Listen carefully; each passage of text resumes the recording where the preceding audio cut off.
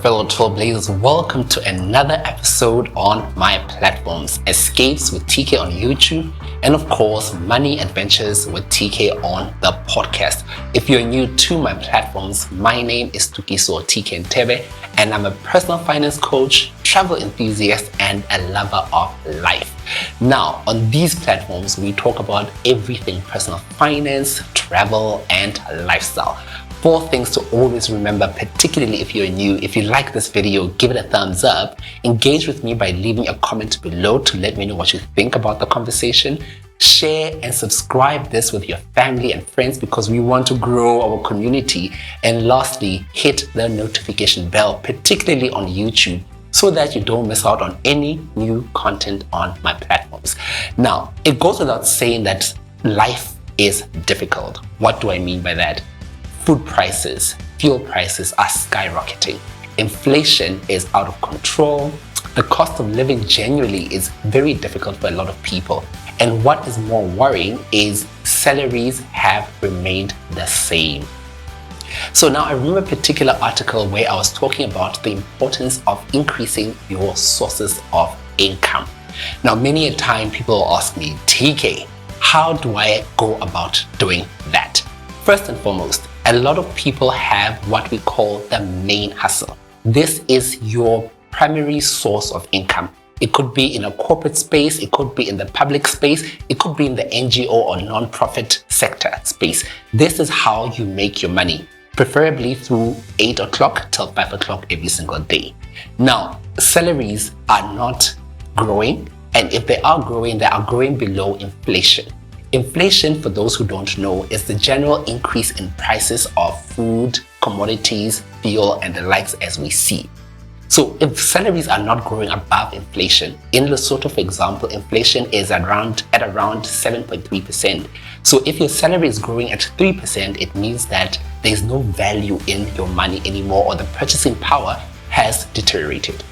So if your salary is not growing, it then means that you need to think of ways to increase your sources of income. So how do you go about that? Usually I speak to my clients and I say there are 4 ways at least that you can go about monetizing and opening up new sources of income. The first one, hobbies.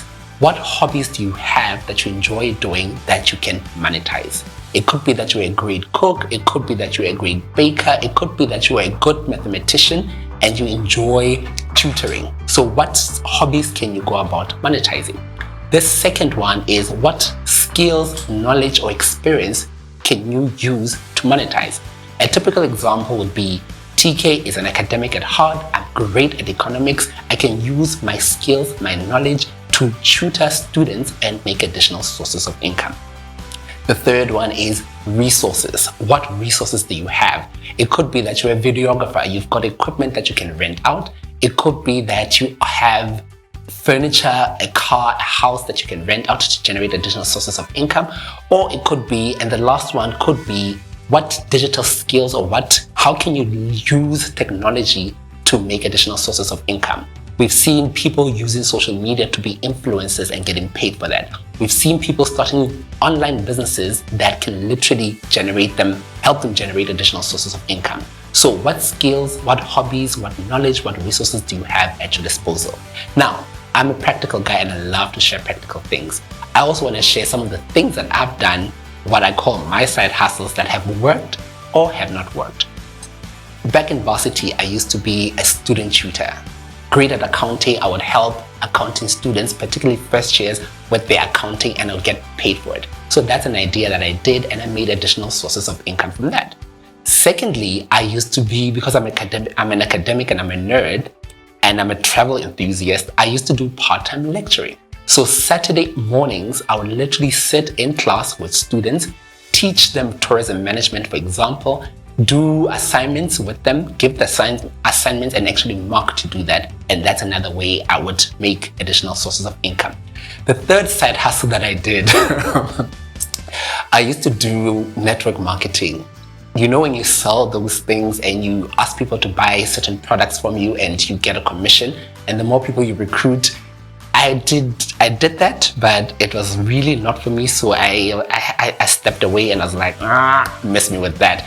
Another side hustle that I did was using my skills. I love to speak in public, and of course I'm great at it, So now being an MC or hosting different events has been one way I've increased my sources of income. So it could be that you have a hobby or a skill or a talent that you're great at that you should be thinking about monetizing. The fifth side hustle that I have done and tried is I used to sell ice. In fact, not used to sell ice, I sell ice. So Saturday mornings, I'll be that guy carrying the load, running from one venue to the next to deliver ice, and I'll get paid for it. Of course, it takes time and it requires equipment, and it requires that you buy the machinery to do that particular side hustle. The other side hustle that I've done before, and that really gave me a lot of money, was Airbnb. So a lot of people think, how do you generate money from Airbnb? So you sign up with the app, and of course you rent out your place temporarily to people who are looking for space. So for me in Lesotho, I've generated a lot of income, and of course I'm very tax compliant. So if the receiver of revenue sees and says, where's that money? I disclose all of that money. So another way you could use is, this is where you're renting out your equipment to make additional sources of income. And the last one that I've done, or that I'm doing now, is rental income. So over and above Airbnb, I do have rental income or rental properties that I use for rental purposes to generate additional sources of income. So there are many side hustles that you can do. For example, with the online way of doing business, you can sell digital products online. You can start a YouTube channel or a podcast channel, or you can use social media to make additional sources of income. So the question a lot of people always think or worry about is, how do I start? So depending on the type of side hustle that you want to begin, it is very important for you to do research. If I want to be a YouTuber, understand that it requires time, it requires resources, and requires capital at some point in time. The other thing that I also want to emphasize when it comes to side hustles, a mistake many people make when it comes to starting a side hustle is they want to do the side hustle during the main hustle's time. That's a disaster. So if you have your 8 to 5, do not do your side hustle during your 8 to 5, because you are compromising the main hustle for a side hustle. So how you go about it is you do your side hustles in the weekends, over the weekends rather, or after hours. So that means that between your 8 to 5, so between 7 in the morning and 9 p.m. the other time, that's when you do your side hustles. And of course, starting a side hustle also comes with pressure. It means that you're giving up time for family and friends. It means that you're giving up some sleep at times.